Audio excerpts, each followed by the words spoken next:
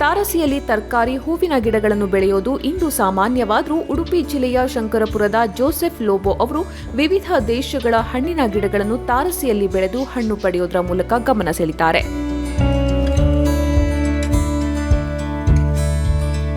ತಾರಸಿ ಕೃಷಿ ಪ್ರಯೋಗದಲ್ಲಿ ಪರಿಣಿತರಾದ ಜೋಸೆಫ್ ಅವರು ತಮ್ಮ ಮನೆಯ ತಾರಸಿಯಲ್ಲಿ ವಿಶ್ವದಲ್ಲೇ ಅತಿ ದುಬಾರಿಯಾದ ಜಪಾನ್ನ ಮಿಯಾಜಾಕಿ ಮಾವನ್ನು ಬೆಳೆದು ಫಲ ಪಡೆದ ಹಿರಿಮೆಯನ್ನು ಹೊಂದಿದ್ದಾರೆ. ಕಳೆದ 25 ವರ್ಷಗಳಿಂದ ಟೆರೆಸ್ ಮೇಲೆ ವಿವಿಧ ರೀತಿಯ ಗಲ್ಫ್ ತಳಿಗಳನ್ನು ಬೆಳೆಸಿಕೊಂಡು ಬಂದಿದ್ದೇನೆ. ಅದರಲ್ಲಿ ಮುಖ್ಯವಾಗಿ ಹಣ್ಣಿನ ಬೆಳೆಗಳಾದ ಹಲವು ರೀತಿಯ ಗಲ್ಫ್ ಹಣ್ಣಿನ ಬೆಳೆಗಳನ್ನು ಇವತ್ತು ಬೆಳೆಸುವಲ್ಲಿ ಯಶಸ್ವಿಯಾಗಿದ್ದೇನೆ. ಕೆಲವೊಂದು ರೀತಿಯ ಗಲ್ಫ್ ಚೆರಿಗಳನ್ನು ಹಾಗೂ ಭಾರತದ ಚೆರಿಗಳನ್ನು ನಾನು ಬೆಳೆಸ್ತಾ ಇದ್ದೇನೆ. ಕನಿಷ್ಠ ಪಕ್ಷ ಒಂದು 15ರಿಂದ 18 ವೆರೈಟೀಸ್ ಚೆರಿ ನನ್ನಲ್ಲಿವೆ. ಗ್ರಾಹಕರಿಗೆ ತೋಟ ಮಾಡಿಕೊಡುವ ವೃತ್ತಿಯನ್ನು ನಡೆಸ್ತಾ ಇರುವ ಜೋಸೆಫ್ ಅವರ ಮನೆಯ ತಾರಸಿಯಲ್ಲಿ 1000ಕ್ಕೂ ಅಧಿಕ ಗಿಡಗಳನ್ನು ಬೆಳೆಸಿದ್ದಾರೆ. 400ಕ್ಕೂ ಅಧಿಕ ಪ್ರಭೇದದ ಗಿಡಗಳಿವೆ.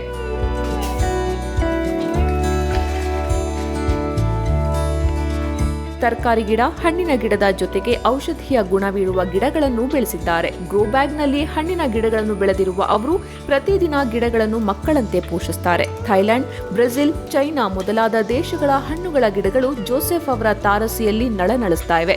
ತಾರಸಿಯಲ್ಲಿ ಬೆಳೆದಿರುವ ಹಣ್ಣಿನ ಗಿಡಗಳು ವಿವಿಧ ಋತುಗಳಲ್ಲಿ ಹಣ್ಣು ಬಿಡುವ ಗಿಡಗಳಾಗಿವೆ. ಆಯಾ ಋತುವಿನಲ್ಲಿ ಹಣ್ಣುಗಳನ್ನು ನೀಡುತ್ತವೆ.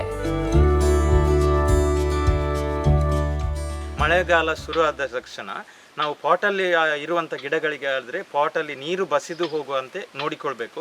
ಆ ಹೋಲ್ಗಳು ಒಮ್ಮೆ ಬ್ಲಾಕ್ ಆಗಿರ್ತವೆ. ಹೋಲ್ಗಳು ಬ್ಲಾಕ್ ಆದರೆ ಗಿಡ 15 ದಿವಸದಲ್ಲೇ ಹಳದಿ ಕಲರಿಗೆ ತಿರುಗಿ ಬೇರು ಕೊಳ್ತು ಸಾಯ್ತವೆ. ಅದೇ ಗ್ರೋ ಬ್ಯಾಗಲ್ಲಿ ಆ ಸಮಸ್ಯೆ ಬರುವುದಿಲ್ಲ. ಮತ್ತೊಂದು ಏನಂದರೆ ಪ್ರತಿ ವರ್ಷ ಟೆರೆಸ್ ಗಾರ್ಡನಿಂಗ್ ಗಿಡದ ಪ್ರೂನಿಂಗ್ ಇರ್ತದೆ. ಪ್ರೂನಿಂಗ್ ಅಂದರೆ ಗಿಡಗಳ ಸೌರುವಿಕೆ. ಇದನ್ನು ಸೂಕ್ತ ಸಮಯಕ್ಕೆ ಸರಿ ಪ್ರಮಾಣದಲ್ಲಿ ನುರಿತವರಿಂದ ಮಾಡಬೇಕಾಗ್ತದೆ. ಅದೇ ರೀತಿ ಟೆರೆಸ್ ಮೇಲೆ ನೆಟ್ಟಿರುವಂಥ ಗಿಡಗಳಿಗೆ ಪ್ರತಿ 2 ವರ್ಷಕ್ಕೊಮ್ಮೆ ರೀಬ್ಯಾಗ್ ಅಥವಾ ರೀಪಾಟ್ ಮಾಡಬೇಕಾಗ್ತದೆ. ಅಂದರೆ ಒಂದು ಗಿಡವನ್ನು ಕಂಪ್ಲೀಟಾಗಿ ರಿಮೂವ್ ಮಾಡಿ ಅದರಿಂದ 40% ಮಣ್ಣು ಮತ್ತು ಬೇರನ್ನು ತೆಗೆದು ಹೊಸ ಮಣ್ಣು ಮತ್ತು ಹೊಸ ಕಂಪೋಸ್ಟನ್ನು ಅದಕ್ಕೆ ತುಂಬಬೇಕಾಗ್ತದೆ. ಅದರ ಮಣ್ಣು ಮತ್ತು ಬೇರನ್ನು ತೆಗೆಯುವಾಗ ತುಂಬ ಜಾಗ್ರತೆ ವಹಿಸಬೇಕು. ಯಾವುದೇ ಕಾರಣಕ್ಕೆ ಅತಿಯಾಗಿ ಗಿಡಕ್ಕೆ ನೋಯಿಸಬಾರದು. ಇದು ತಮ್ಮ ಗಮನಕ್ಕೆ ಇರಬೇಕು. ದೇಶದ ವಿವಿಧೆಡೆ ನಡೆಯುವ ಕೃಷಿ ಮೇಳಗಳಲ್ಲಿ ಭಾಗವಹಿಸೋದರ ಮೂಲಕ ಬೇರೆ ಬೇರೆ ದೇಶಗಳ ಹಣ್ಣಿನ ತಳಿಗಳ ಬಗ್ಗೆ ತಿಳಿದುಕೊಂಡಿರುವ ಜೋಸೆಫ್ ಅವರು ಅವುಗಳನ್ನು ತಮ್ಮ ಮನೆಯ ತಾರಸಿಯಲ್ಲೂ ನೀರೆರೆದು ಬೆಳೆಸಿದ್ದಾರೆ. ಹಣ್ಣಿನ ಗಿಡಗಳು ಯಾವ ದೇಶದ್ದೇ ಆದರೂ ಜೋಸೆಫ್ ಅವರು ಅವುಗಳನ್ನು ಸಾವಯವ ರೀತಿಯಲ್ಲೇ ಬೆಳೆದಿದ್ದಾರೆ. ಟೆರೆಸ್ ಗಾರ್ಡನ್ಗೆ ಮುಖ್ಯವಾಗಿ ಗಿಡಗಳನ್ನು ಬೆಳೆಸಲು ಗಿಡಗಳನ್ನು ಆರಿಸಿಕೊಳ್ಳುವುದು ಬಹಳ ಮುಖ್ಯ.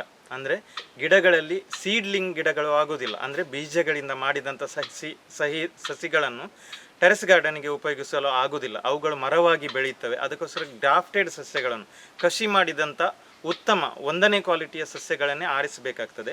ಅದರಲ್ಲಿ ಮುಖ್ಯವಾಗಿ ಪೊದರು ಸಸ್ಯಗಳನ್ನು ಅಂದರೆ ಸಣ್ಣದಾಗಿ ಡಾರ್ಫ್ ಆಗಿ ಬೆಳೆಯುವಂಥ ಸಸ್ಯಗಳನ್ನೇ ಆರಿಸಬೇಕಾಗ್ತದೆ. ನನ್ನ ಗಿಡಗಳಿಗೆ ಸಂಪೂರ್ಣವಾಗಿ ನಾನು ಜೀವಾಮೃತ ಹಾಗೂ ಹಟ್ಟಿಗೊಬ್ಬರ ಕಂಪೋಸ್ಟನ್ನು ಮಾತ್ರ ಉಪಯೋಗಿಸ್ತೇನೆ. ತಾವು ಯಾವಾಗ ಬೇಕಾದರೂ ವಿಸಿಟ್ ಮಾಡಿ ನೋಡಬಹುದು. ಮತ್ತು ನೀರಿನ ವ್ಯವಸ್ಥೆ ಹೇಗೆ, ತುಂಬ ಜನ ಹೇಳ್ತಾರೆ ಇದಕ್ಕೆ ಸ್ಪ್ರಿಂಕ್ಲರ್ ಹಾಕಬೇಕು, ಇಷ್ಟು 1000 ಗಿಡಕ್ಕೆ ನೀರು ಕೊಡಲಿಕ್ಕೆ ಕಷ್ಟ ಆಗೋದಿಲ್ಲ. ಖಂಡಿತ ನಾವು ಕಷ್ಟಪಟ್ಟಲ್ಲಿ ಮಾತ್ರ ಫಸಲು. ಎಲ್ಲವೂ ಸುಲಭದಲ್ಲಿ ಆಗೋದಾದರೆ ಅದು ಆಗೋದಿಲ್ಲ. ಯಾಕೆಂದರೆ ಗಿಡಗಳ ಸುತ್ತ ನಾವು ಬಂದು ಅವುಗಳಿಗೆ ಕೈಯಿಂದ ನೀರುಣಿಸಿ ಅವುಗಳೊಟ್ಟಿಗೆ ಸ್ವಲ್ಪ ಮಾತಾಡಿದರೆ ಮಾತ್ರ ಆ ಗಿಡಗಳು ಒಳ್ಳೆಯದಾಗಿ ಬೆಳೆಯುತ್ತವೆ. ಮನುಷ್ಯನ ಒಂದು ಅರ್ಥಿಂಗ್ ಎನರ್ಜಿ ಅವುಗಳಿಗೆ ಇರ್ತದೆ. ಈ ಟೆರೆಸ್ ಗಾರ್ಡನ್ ಒಟ್ಟಿಗೆ ನಾನು ಹಲವಾರು ಜನರಿಗೆ, ಸಂಘ ಸಂಸ್ಥೆಗಳಿಗೆ, ಶಾಲೆಗಳಿಗೆ ಕೃಷಿ ಮಾಹಿತಿಯನ್ನು ನೀಡ್ತಾ ಇದ್ದೇನೆ. ತುಂಬ ಶಾಲೆಯ ಮಕ್ಕಳು ಇಲ್ಲಿ ವಿಸಿಟ್ ಮಾಡ್ತಾರೆ. ಪ್ರತಿ ವರ್ಷ ಕನಿಷ್ಠ ಪಕ್ಷ ಒಂದು 20ರಿಂದ 25 ಶಾಲೆಯ ಮಕ್ಕಳು ಈ ಟೆರೆಸ್ ಗಾರ್ಡನ್ಗೆ ವಿಸಿಟ್ ಮಾಡಿ ಬೇರೆ ಬೇರೆ ರೀತಿಯ ಮಾಹಿತಿಯನ್ನು ಪಡ್ಕೊಳ್ತಾರೆ. ಕೃಷಿಯಿಂದ ಹೆಚ್ಚಿನ ಜನರು ದೂರ ಸರಿತಾ ಇರುವ ಈ ಸಂದರ್ಭದಲ್ಲಿ ತಾರಸಿಯ ಅಲ್ಪ ಜಾಗದಲ್ಲೇ ಹಣ್ಣುಗಳ ಪ್ರಪಂಚವನ್ನೇ ಸೃಷ್ಟಿಸುವ ಮೂಲಕ ಜೋಸೆಫ್ ಅವರು ಇತರರಿಗೂ ಮಾದರಿಯಾಗಿದ್ದಾರೆ.